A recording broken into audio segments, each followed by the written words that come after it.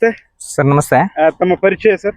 Sir, ನನ್ನ ಹೆಸರು doctor Sumanth Kumar ಅಂತ ಸರ್. ನಾನು ಇಲ್ಲೇ ಸಾವಯವ ಕೃಷಿ ಸಂಶೋಧನಾ ಕೇಂದ್ರದ ಕೃಷಿ ಹವಾಮಾನ ಕ್ಷೇತ್ರ ವಿಭಾಗದಲ್ಲಿ ತಾಂತ್ರಿಕ ಅಧಿಕಾರಿಯಾಗಿ ಕಾರ್ಯನಿರ್ವಹಿಸ್ತಾ ಇದ್ದೀನಿ ಸರ್.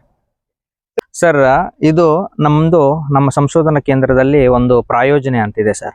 ಅದೇನಂದ್ರೆ ಗ್ರಾಮೀಣ ಕೃಷಿ ಮೌಸಮ್ ಸೇವಾ ಅಂತ ಸರ್. ಇದು ನಮ್ಮ ಭಾರತ ಹವಾಮಾನ ಇಲಾಖೆ ಅಂಡರಲ್ಲಿ ವರ್ಕ್ ಮಾಡುವಂಥದ್ದು. ಸೊ ನಮ್ಮ ಭಾರತ ದೇಶದಲ್ಲಿ ಇದೇ ತರ ಕೃಷಿ ಹವಾಮಾನ ಕ್ಷೇತ್ರ ವಿಭಾಗಗಳು ಅಂತ ಹೇಳ್ಬಿಟ್ಟು 130 ಕೃಷಿ ಹವಾಮಾನ ಕ್ಷೇತ್ರ ವಿಭಾಗಗಳಿದೆ ಸರ್. ಅದರಲ್ಲಿ ನಮ್ಮ ಕರ್ನಾಟಕದಲ್ಲಿ ಒಟ್ಟು 10 ಇದಾವೆ ಸರ್. ಸೊ ಈ 10ನ್ನ ಟೋಟಲ್ 31 ಜಿಲ್ಲೆಗಳು ಡಿವೈಡ್ ಮಾಡ್ಕೊಂಡಿದ್ದಾರೆ ಸರ್. ಸೊ ನಮ್ಮ ಸಂಶೋಧನಾ ಕೇಂದ್ರದಲ್ಲಿರುವಂತಹ ಕೃಷಿ ಹವಾಮಾನ ಕ್ಷೇತ್ರ ವಿಭಾಗದಿಂದ 4 ಜಿಲ್ಲೆಗಳು ಕವರ್ ಮಾಡ್ತೀವಿ ಸರ್. ಸೊ ಆ ಜಿಲ್ಲೆಗಳು ಯಾವ್ದಂದ್ರೆ ಚಾಮರಾಜನಗರ, ಮೈಸೂರು, ಮಂಡ್ಯ ಮತ್ತೆ ಕೊಡಗು. ಈ 4 ಜಿಲ್ಲೆಗಳಿಗೆ ನಮ್ಮ ಸಂಶೋಧನಾ ಕೇಂದ್ರದಿಂದಾನೇ ಹವಾಮಾನ ಮುನ್ಸೂಚನೆಯನ್ನು ಕೊಡ್ತಾ ಇದೀವಿ ಸರ್. ಸೊ ಈಗ ಏನಿದೆ ಹವಾಮಾನ ಮುನ್ಸೂಚನೆ ಅಂತ ಎಲ್ಲ ರೈತರಲ್ಲೂ ಇದಿರ್ಬೋದು ಸರ್. ಮೊದಲು ಸರ್ ನೀವು ನೋಡ್ಬೋದು, ರೈತರು ಮೋಡ ನೋಡ್ಬಿಟ್ಟು ಮಳೆ ಬರ್ಬೋದು, ನಾಳೆ ಮಳೆ ಬರ್ಬೋದು, ಗಾಳಿ ಈ ತರ ಬರಬಹುದು, ಮತ್ತೆ ನಕ್ಷತ್ರಗಳಿರ್ತವೆ ಸರ್. ಪರ್ಟಿಕ್ಯುಲರ್ ಆಗಿ ಪ್ರತಿ ಮಂತ್ಗೂ ಪ್ರತಿ 15 ಡೇಸ್ ಒಂದ್ಸು ನಕ್ಷತ್ರವಾರು ಗಾದೆಗಳಿದಾವೆ ಸರ್. ಅದು ಗಾದೆಗಳು ಮಾತ್ರ ಸೂಪರ್ ಆಗಿರ್ತವೆ ಸರ್. ಆ ಗಾದೆಗಳ ಮುಖಾಂತರನೇ ಅವರು ಹೇಳೋದು ಸರ್. ಅವ್ರಿಗೆ ಕ್ಯಾಲೆಂಡರ್ ಏನು ನೋಡಲ್ಲ ಸರ್, ಅವರು ಕ್ಯಾಲೆಂಡರ್ ನೋಡಲ್ಲ, ಜಸ್ಟ್ ನಕ್ಷತ್ರಗಳ ಮುಖಾಂತರನೇ ಅವರು ಮಳೆ ಬರಬಹುದು. ಈಗ ಅತ್ತ ಚಿತ್ತ, ಸೊ ಈ ತರ ಬೇರೆ ಬೇರೆ ತರ ನಕ್ಷತ್ರಗಳಿದಾವೆ ಸರ್, ಸುಮಾರು ನಕ್ಷತ್ರಗಳು. ಸೊ ಈಗಿನ ಕಾಲದವ್ರಿಗೆ ಅವು ಅವೇರ್ನೆಸ್ ಇಲ್ಲ ಸರ್ ಆ ನಕ್ಷತ್ರಗಳು. ಸೊ ಈಗಿನ ಕಾಲದಲ್ಲಿ ನಾವು ಪ್ರತಿಯೊಂದು ಕ್ಯಾಲೆಂಡರ್ ಮುಖಾಂತರನೇ ನಾವು ನೋಡ್ಕೊಂಡು, ಸೊ ಕ್ಯಾಲೆಂಡರ್ ಮುಖಾಂತರನೇ. ಸೊ ಈಗ ಏನಂತೀವಿ ಅಂದ್ರೆ ಚಾಟ್ ಜಿಪಿಟಿ ಈ ತರ ಸುಮಾರು ಆಗೋಗ್ಬಿಟ್ಟಿದೆ ಸರ್. ಈಗ ಪ್ರೆಸೆಂಟ್ ಸಿಚುವೇಶನ್ ಅಲ್ಲಿ ಸರ್, ನಮಗೆ ಮೊದಲು ಮುಂಗಾರು ಮಳೆ ಅಂದ್ರೆ ಜೂನ್ 1ಕ್ಕೆ ಕೇರಳಕ್ಕೆ ಪ್ರವೇಶ ಆಗ್ತದೆ ಸರ್ ನಮಗೆ. ಸೊ ಈಗ ಸದ್ಯದ ಪರಿಸ್ಥಿತಿಯಲ್ಲಿ ನಮಗೆ ಮುಂಗಾರು ಮಳೆ ಜೂನ್ 1ಕ್ಕೆ ಕೇರಳಕ್ಕೆ ಬರ್ತಿಲ್ಲ ಸರ್. ಅಂದ್ರೆ ಏರುಪೇರು ಆಗ್ತಿದೆ. ನೈಋತ್ಯ ಮುಂಗಾರು ಅಂದ್ರೆ ಸೌತ್ ವೆಸ್ಟ್ ಮಾನ್ಸೂನ್ ಅಂತ ಹೇಳ್ಬಿಟ್ಟು. ಸೊ ಈಗ ಸದ್ಯದ ಪರಿಸ್ಥಿತಿಯಲ್ಲಿ ಕರೆಕ್ಟ್ ಆಗಿ ಬರ್ತಿಲ್ಲ ಸರ್. ಯಾಕೆ ಬರ್ತಿದೆ ಅಂದ್ರೆ ಈ ಹವಾಮಾನ ಬದಲಾವಣೆಯಿಂದ ಆಗ್ತಿದೆ ಸರ್. ಸೊ ಮುಂಗಾರು ಮಳೆ ಜೂನ್ ರಿಂದ ಸೆಪ್ಟೆಂಬರ್ ಇರ್ತದೆ ಸರ್. ಅಕ್ಟೋಬರ್, ನವೆಂಬರ್, ಡಿಸೆಂಬರ್ ಇದನ್ನ ಹಿಂಗಾರು ಮಳೆ ಅಂತಾರೆ ಸರ್. ಬೇಸಿಗೆ ಮಳೆ ಬಂದ್ಬಿಟ್ಟು ಮಾರ್ಚ್, ಏಪ್ರಿಲ್, ಮೇ ಬೇಸಿಗೆ ಮಳೆ ಅಥವಾ ಪೂರ್ವ ಮುಂಗಾರು ಅಂತ ಹೇಳ್ತಾರೆ ಸರ್. ಈ ತರ 3 ಸೀಸನ್ಸ್ ಇದೆ ಸರ್. ಈ 3 ಸೀಸನ್ಸ್ ಆಧಾರದ ಮೇಲೆ ನಮ್ಮ ಭಾರತ ದೇಶದಲ್ಲಿ ರೈತರು ಕೃಷಿ ಮಾಡ್ತಿದ್ದಾರೆ ಸರ್. ಅದರಲ್ಲೂ ನಮಗೆ 70 to 80% ನಮಗೆ ನೈಋತ್ಯ ಮಾನ್ಸೂನ್ ಮಾರುತಗಳಿಂದ ಬರ್ತದೆ ಸರ್. ಮತ್ತೆ ಈಶಾನ್ಯ ಮಾರುತಗಳಿಂದ ನಮಗೆ ಉಳಿದಂತಹ ಒಂದು 10 ರಿಂದ 15% ಸಿಗುತ್ತೆ ಸರ್. ಬೇಸಿಗೆ ಮಳೆಯಲ್ಲಿ ನಮಗೆ ಒಂದು 5 to 10% ಅಷ್ಟು ನಮಗೆ ಮಳೆ ಸಿಗ್ತಾ ಇದೆ ಸರ್. ಈಗ ರೈತರಿಗೆ ಬೇಕಾಗಿರೋದು ಏನಂದ್ರೆ ಸರ್, ರೈತರ ಎಲ್ಲಾ ಜಮೀನಲ್ಲೂ ಎಲ್ಲರಿಗೂ ಫುಲ್ ಫಾಸ್ಟ್ ಇದೆ ಸರ್, ಫುಲ್ ಅಡ್ವಾನ್ಸ್ಡ್ ರೈತರು ಇರೋದು. ಈಗ ಮೊದಲು ರೈತರು ಕೊಟ್ಟಿಗೆ ಗೊಬ್ಬರ ನಮ್ಮ ಜಮೀನಿಗೆ ಹಾಕ್ತಿದ್ದಾರೆ ಅಂದ್ರೆ ಸೊ ಅದರಿಂದ ಇಳುವರಿ ಸುಮಾರು ವರ್ಷಗಳಿಂದ, ಈಗ ಒಂದು ವರ್ಷ ಸ್ವಲ್ಪ ಅರ್ಧ ಸಿಗೋದು, ಇನ್ನೊಂದು ವರ್ಷ ಸ್ವಲ್ಪ ಅರ್ಧ ಸಿಕ್ತಿತ್ತು ಅದರಿಂದ ಪೋಷಕಾಂಶಗಳು. ಈಗ ಪ್ರೆಸೆಂಟ್ ರೈತರಿಗೆ ಏನಂದ್ರೆ ಇವತ್ತು ನಾವು ಗೊಬ್ಬರ ಹಾಕಿದ್ರೆ ನಾಳೆನೇ ನಮ್ಗೆ ಇಳುವರಿ ಬೇಕು, ಆ ತರ ಎಕ್ಸ್ಪೆಕ್ಟ್ ಮಾಡ್ತಾರೆ. ಸೊ ಅದೇ ರೀತಿ ಅಂತ ಅದು ಯೂರಿಯಾ ಆಗಿರ್ಬೋದು, DAP, MOP ಈ ತರ ಇವತ್ತು ಹಾಕಿದ್ರೆ ನಮ್ಗೆ ನೆಕ್ಸ್ಟ್ ದಿನ ರಿಸಲ್ಟ್ಸ್ ಬೇಕು ಅಂತ ಹೇಳ್ಬಿಟ್ಟು ಆ ತರ ಎಕ್ಸ್ಪೆಕ್ಟ್ ಮಾಡ್ತಾರೆ ರೈತರು. ಅದೇ ತರ ರೈತರು ನಮ್ಮ ಕೃಷಿ ಚಟುವಟಿಕೆಗಳನ್ನ ಮಾಡಬೇಕಂದ್ರೆ ಅವರಿಗೆ ಹವಾಮಾನ ಮುನ್ಸೂಚನೆ ಗೊತ್ತಿರ್ಬೇಕು ಸರ್. ಸೊ ಹವಾಮಾನ ಮುನ್ಸೂಚನೆ ಗೊತ್ತಿದ್ರೆ ಅವರು ತಮ್ಮ ಬೆಳೆಗಳನ್ನ ಉಳಿಸ್ಕೊಳ್ಬಹುದು, ಮತ್ತೆ ಆದಾಯ ಕೂಡ ಜಾಸ್ತಿನೂ ಮಾಡ್ಕೋಬಹುದು ಸರ್. ಸಪೋಸ್ ಉದಾಹರಣೆ ಹೇಳ್ತೀನಿ ನಿಮಗೆ, ಮಳೆ ಏನಂದ್ರೆ ದಿಢೀರ್ ಮಂತ್ ಒಂದೇ ಸತಿಗೆ ಜೋರಾಗಿ ಬರ್ತದೆ. ಸೊ ಈಗ ಮುಂದಿನ ವಾರ ಕಂಪ್ಲೀಟ್ ಆಗಿ ನಮಗೆ ಮಳೆ ಇರ್ಬೋದು.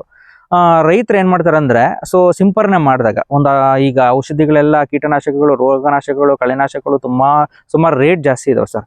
ರೈತರು ಮೋಸ್ಟ್ ಆಫ್ ನಮ್ಮ Indian farmers sir almost marginal farmers ಇರೋದ್ರಿಂದ ಸೊ 10 ರಿಂದ 15 ಸಾವಿರ ಏನಾದ್ರು ಸಿಂಪರಣೆ ಮಾಡಿದಾಗ ಮಳೆ ಬಂದ್ರೆ ಸೊ 10 ರಿಂದ 15 ಸಾವಿರ ಎಲ್ಲ ವೇಸ್ಟ್ ಆಗೋಗ್ಬಿಡುತ್ತೆ ಸರ್ ಇಮಿಡಿಯೇಟ್ಲಿ. ಈಗ ಗೊಬ್ಬರ ಸುಮಾರು ದುಡ್ಡು ಕೊಟ್ಬಿಟ್ಟು ಗೊಬ್ಬರಗಳು ತಗೊಂಡ್ಬಂದಿರ್ತಾರೆ ಸರ್. ಸೊ ಅದನ್ನ ನಮ್ಮ ಜಮೀನಿಗೆ ಎರಚಿದಾಗ ಮಳೆ ಬಂದಾಗ ಮಳೆಗೆಲ್ಲ ಕೊಚ್ಕೊಂಡು ಹೊಂಟೋಗ್ಬಿಡ್ತಾರೆ ಸರ್. ಮತ್ತೆ ಸುಮಾರು ಕಷ್ಟ ಹವಾಮಾನ ಮುನ್ಸೂಚನೆ ಇದ್ರೆ ಆಗೋದು ತಪ್ಪುತ್ತೆ. ಹೌದು ಸರ್, ಹೌದು. ಈಗ ಬಿತ್ತನೆಯಿಂದ ಈಗ ಬೀಜದಿಂದ ನೆಕ್ಸ್ಟ್ ಬೀಜ ಬರೋ ಗಂಟ ಸೊ ರೈತರು ಸುಮಾರು ಕಷ್ಟ ಇರ್ತದೆ ಸರ್ ಅದರಲ್ಲಿ. ಸೊ ಅಷ್ಟೊಂದು ಕಷ್ಟಪಟ್ಟು ಲಾಸ್ಟ್ ಕಟಾವ್ ಮಾಡಿರ್ತಾನೆ ಸರ್. ಕಟಾವ್ ಮಾಡಿದ ನೆಕ್ಸ್ಟ್ ದಿನನೇ ಮಳೆ ಬಂದ್ರೆ ಸೊ ಅದೆಲ್ಲ ಲಾಸ್ ಆಗೋಗ್ಬಿಡ್ತದೆ ಸರ್. ಸೊ ಆದ್ದರಿಂದ ರೈತರಿಗಾಗಿಯೇ ಇದು ಕೃಷಿ ಹವಾಮಾನ ಕ್ಷೇತ್ರ ವಿಭಾಗ ಇದೆ ಸರ್. ಅದು ಯಾವುದಂದ್ರೆ ಗ್ರಾಮೀಣ ಕೃಷಿ ಮೌಸಮ್ ಸೇವಾ ಅಂತ ಸರ್. ಇದು IMD ಇಂದ ಭಾರತ ಹವಾಮಾನ ಇಲಾಖೆಯಿಂದ ಬಂದಿರುವಂತದ್ದು. ಸುಮಾರು ಉಪಯೋಗ ಆಗ್ತಿದೆ ಸರ್. ನಮ್ಮ ಭಾರತ ದೇಶದಲ್ಲಿ 7 ಮಿಲಿಯನ್ಸ್ ಗಿಂತ ಜಾಸ್ತಿ ಫಾರ್ಮರ್ಸ್ ಇದನ್ನ ಉಪಯೋಗ ಪಡ್ಕೊಂತಿದ್ದಾರೆ ಸರ್. 7+ ಮಿಲಿಯನ್ಸ್ ಇದ್ದಾರೆ ಸರ್. ಸೊ ಈ ತರ ಉಪಯೋಗ ಪಡ್ಕೊಂತಿದ್ದಾರೆ. ಸೊ ಅದೇ ರೀತಿ ನಮ್ಮ ಸಂಶೋಧನಾ ಕೇಂದ್ರದಿಂದ 4 ಜಿಲ್ಲೆಗಳನ್ನ ಕವರ್ ಮಾಡ್ತಾ ಇದ್ದೇವೆ. ಚಾಮರಾಜನಗರ, ಮೈಸೂರು, ಮಂಡ್ಯ ಮತ್ತೆ ಕೊಡಗು. ಈ 4 ಜಿಲ್ಲೆಗಳಿಗೆ ರೈತರಿಗೆ ನಮ್ಮ ಸಂಶೋಧನಾ ಕೇಂದ್ರದಿಂದನೇ ಹವಾಮಾನ ಮುನ್ಸೂಚನೆ ಹೋಗ್ತಿದೆ ಸರ್. ಸರ್, ಇದು ಹವಾಮಾನ ಮುನ್ಸೂಚನೆ 3 ತರ ಇದೆ ಸರ್. ಒಂದು ಬಂದ್ಬಿಟ್ಟು ಅಲ್ಪಾವಧಿ ಹವಾಮಾನ ಮುನ್ಸೂಚನೆ, ಮಧ್ಯಮಾವಧಿ ಹವಾಮಾನ ಮುನ್ಸೂಚನೆ, ದೀರ್ಘಾವಧಿ ಹವಾಮಾನ ಮುನ್ಸೂಚನೆ. ಅಂದ್ರೆ ಶಾರ್ಟ್ ರೇಂಜು, ಮೀಡಿಯಂ ರೇಂಜು ಮತ್ತೆ ಲಾಂಗ್ ರೇಂಜ್ ಫೋರ್ಕಾಸ್ಟಿಂಗ್ ಅಂತಿದೆ ಸರ್. ಶಾರ್ಟ್ ರೇಂಜ್ ಅಂದ್ರೆ ಸರ್ ನಮಗೆ 24 ಗಂಟೆಗಳಲ್ಲಿ ಅಥವಾ 1 ರಿಂದ 3 ದಿನದಲ್ಲಿ ನಮ್ಮ ವಾತಾವರಣದಲ್ಲಿ ಯಾವ ತರ ಇರಬಹುದು ಅಂತ, ಮಳೆ ಯಾವ ತರ ಇರಬಹುದು ಅಂದ್ರೆ ನಮ್ಮ ವಾತಾವರಣದಲ್ಲಿರುವ ಅಂಶಗಳು ಸರ್, ಹವಾಮಾನದ ಅಂಶಗಳು ಯಾವ ತರ ಇರಬಹುದು ಅಂತ ಕೊಡೋದು ಸರ್. 3 ದಿನದಲ್ಲಿ ಏನಾಗುತ್ತೆ ಅಂತ. ಸೊ ನೆಕ್ಸ್ಟ್ ಮಧ್ಯಮಾವಧಿ ಹವಾಮಾನ ಮುನ್ಸೂಚನೆ ಬಂದ್ರೆ 3 ರಿಂದ 10 ದಿನದಲ್ಲಿ ಏನಾಗುತ್ತೆ ಅಂತ ಹೇಳ್ಬಿಟ್ಟು ಕೊಡೋದು ಸರ್ ರೈತರಿಗೆ. ದೀರ್ಘಾವಧಿ ಅಂದ್ರೆ ಒಂದು ಹಂಗಾಮಿನವರೆಗೂ ಅಥವಾ 6 ತಿಂಗಳಿಗೊಂದ್ಸತಿ, ಇಲ್ಲ ಅಂದ್ರೆ 1 ವರ್ಷದಲ್ಲಿ ಏನಾಗಬಹುದು ಅಂತ ಹೇಳ್ಬಿಟ್ಟು ರೈತರಿಗೆ ಮುಂಚಿತವಾಗಿ ಕಳಿಸ್ಕೊಡೋದು ಸರ್. ಸೊ ನಾವು ಕೊಡುವಂತಹದ್ದು ನಮ್ಮ ಸಂಶೋಧನಾ ಕೇಂದ್ರದಲ್ಲಿ ಮಧ್ಯಮಾವಧಿ ಹವಾಮಾನ ಮುನ್ಸೂಚನೆ. ಮಧ್ಯಮಾವಧಿ ಹವಾಮಾನ ಮುನ್ಸೂಚನೆ ಅಂದ್ರೆ ನಾವು ನಮ್ಮ ಸಂಶೋಧನಾ ಕೇಂದ್ರದಿಂದ ಪ್ರತಿ ಮಂಗಳವಾರ ಮತ್ತೆ ಶುಕ್ರವಾರ ನಮಗೆ ರೈತರಿಗೆ ಮಾಹಿತಿ ಕೊಡ್ತಾ ಇದ್ದೀವಿ ಸರ್. ಈ ಹವಾಮಾನ ಮುನ್ಸೂಚನೆಯಲ್ಲಿ ಏನಿರುತ್ತೆ ಅಂತ ಸರ್.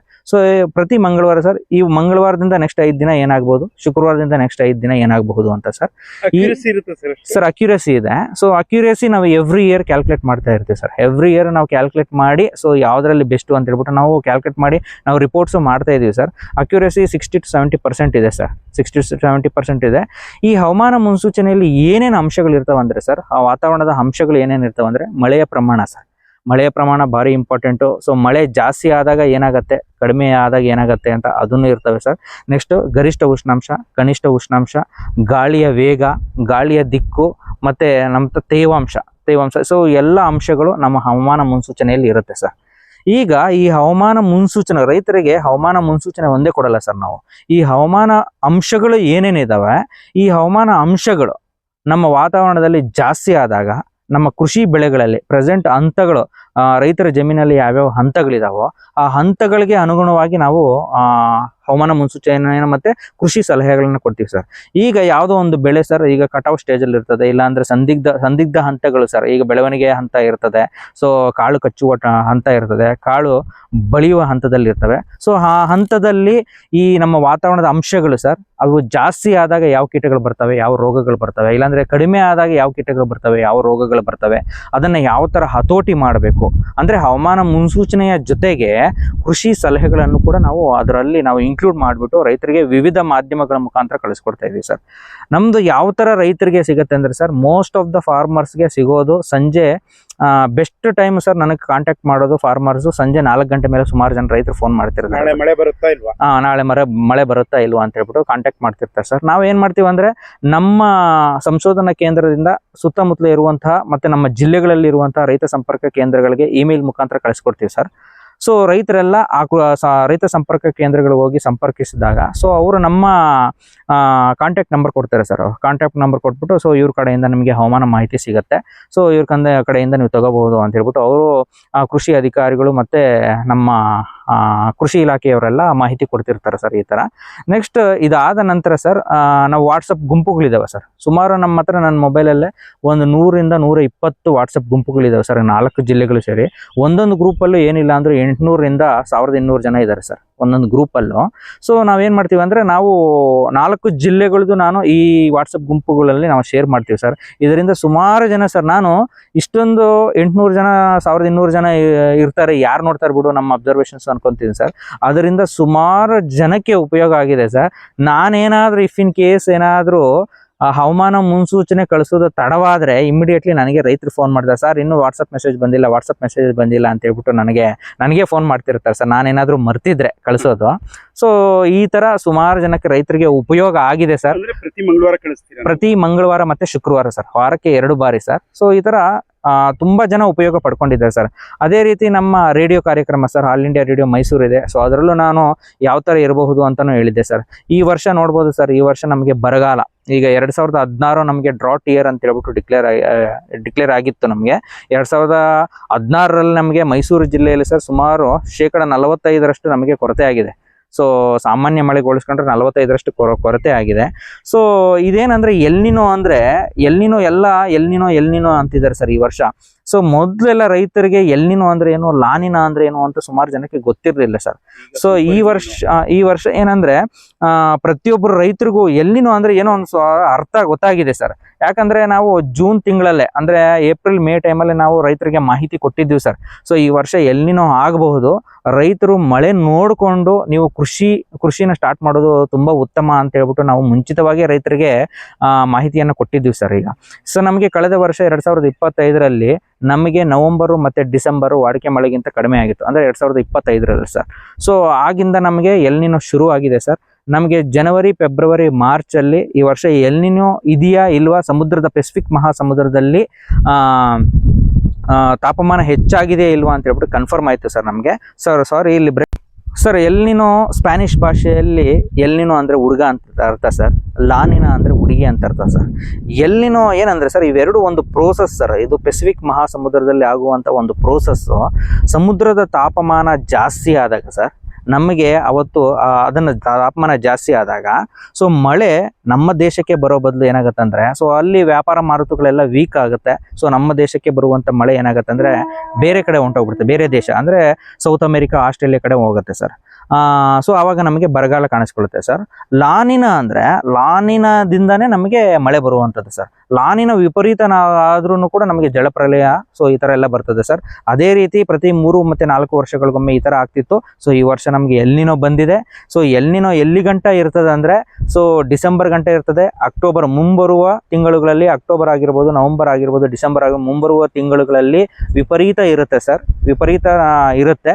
ಸೊ ಜನವರಿ ಫೆಬ್ರವರಿ ಮಾರ್ಚ್ 2027ರಲ್ಲಿ ಸೊ ಕಡಿಮೆ ಆಗ್ಬೋದು ಸರ್. ಸೊ ಪೆಸಿಫಿಕ್ ಮಹಾಸಮುದ್ರದಲ್ಲಿ ತಾಪಮಾನ ಕಡಿಮೆ ಆಗಿರೋದ್ರಿಂದ ಸೊ ನೆಕ್ಸ್ಟ್ ಮುಂದಿನ ವರ್ಷ ಆಸ್ ಯೂಶುವಲ್ ನಮಗೆ ವಾಡಿಕೆ ಮಳೆಯಷ್ಟೇ ಮಳೆ ಬರುತ್ತೆ ಸರ್.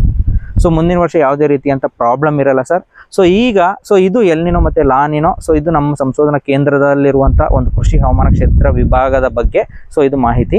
ಸರ್, ರೈತರಿಗೆ ನಿಮ್ಮ ಈ ವೀಕ್ಷಣೆಯಲ್ಲಿ ಅಂತೂ ತೋರಿಸಿದಿರಿ, ತುಂಬಾ ಚೆನ್ನಾಗಿ ವಿವರಣೆಯನ್ನು ಕೊಟ್ಟಿದ್ದೀರಿ. ಹಾ ಸರ್. ರೈತರಿಗೆ ಹೇಳೋದಾದ್ರೆ ಸರ್ ರೈತರಿಗೆ ನಾನು ಏನ್ ಹೇಳ್ತೀನಿ ಅಂದ್ರೆ, ಸೊ ನಮ್ಮ ಭಾರತೀಯ ಹವಾಮಾನ ಇಲಾಖೆ ಸುಮಾರು ದುಡ್ಡು ಖರ್ಚು ಮಾಡಿ ಸೊ ಈ ತರ ಹವಾಮಾನ ವೀಕ್ಷಣಾಲಯ ಮತ್ತೆ ಹವಾಮಾನ ಮುನ್ಸೂಚನೆಯನ್ನ ಕೊಡ್ತಾ ಇದೀವಿ ಸರ್. ಸೊ ಆದ್ದರಿಂದ ನಮ್ಮ ಬೆಳೆಗಳಲ್ಲಿ ಸೊ ಈಗೆಲ್ಲ ಅಡ್ವಾನ್ಸ್ಡ್ ಇದೆ ಸರ್. ಈಗ ರೈತರು ಮೊದಲಿನ ಕಾಲದಲ್ಲಿ ಇಂಥ ಟೈಮ್ಗೆ ಮಳೆ ಬರ್ತಿತ್ತು ಸರ್ ಅವಾಗ. ಸೊ ಈಗ ಏನಾಗಿದೆ ಅಂದ್ರೆ, ಅವ್ರು ಅನ್ಕೊಂಡಿದ್ದ ದಿನ ಬರ್ತಿಲ್ಲ ಮಳೆ. ಸೊ ಅದಕ್ಕಾಗಿ ಈಗೆಲ್ಲ ಅಪ್ಗ್ರೇಡ್ ಆಗಿರೋದ್ರಿಂದ ಸೊ ಅದರಿಂದ ನಮ್ಮ ಸಂಶೋಧನಾ ಕೇಂದ್ರದಿಂದ ಕೊಡುವಂತಹ ಹವಾಮಾನ ಮುನ್ಸೂಚನೆಯನ್ನು ಬಳಸಿಕೊಂಡು ರೈತರು ತಮ್ಮ ಕೃಷಿ ಚಟುವಟಿಕೆಗಳನ್ನ ಸಮಯಕ್ಕೆ ತಕ್ಕಂತೆ ಮಾಡಬೇಕು ಅಂತ ಹೇಳ್ಬಿಟ್ಟು ರೈತರಲ್ಲಿ ಎಲ್ಲರೆಲ್ಲ ಕೇಳ್ಕೊಂತೀನಿ. ಸೊ ನನ್ನ ಹೆಸರು ಡಾಕ್ಟರ್ ಸುಮಂತ್ ಕುಮಾರ್ ಅಂತ ಹೇಳ್ಬಿಟ್ಟು, ಸೊ ನಾನು ತಾಂತ್ರಿಕ ಅಧಿಕಾರಿಯಾಗಿ ಕಾರ್ಯನಿರ್ವಹಿಸ್ತಿದ್ದೇನೆ. ಸೊ ಯಾವುದೇ ಭಾಗದ ರೈತರು ನನ್ನನ್ನು ಸಂಪರ್ಕಿಸಬಹುದು. ಈ ಹವಾಮಾನದ ಬಗ್ಗೆ ನಮಗೆ ಏನೇ ಮಾಹಿತಿ ಆಗಲಿ ನಾನು ಕೊಡ್ತೀನಿ. ಸೊ ಯಾವ ಟೈಮಲ್ಲಿ ಬಿತ್ತನೆ ಮಾಡಬೇಕು, ಯಾವ ಟೈಮಲ್ಲಿ ಸಿಂಪರಣೆ ಮಾಡಬೇಕು, ಯಾವ ಟೈಮಲ್ಲಿ ಕಟಾವು ಮಾಡಬೇಕು, ಎಲ್ಲ ಮಾಹಿತಿಯನ್ನು ರೈತರಿಗೆ ಈಗಾಗಲೇ ಕೊಡ್ತಾ ಇದ್ದೀನಿ. ಸುಮಾರು ಜನಕ್ಕೆ ಉಪಯೋಗ ಕೂಡ ಆಗಿದೆ ಸರ್ ನಮ್ಮ ಪ್ರಾಯೋಜನೆಯಿಂದ.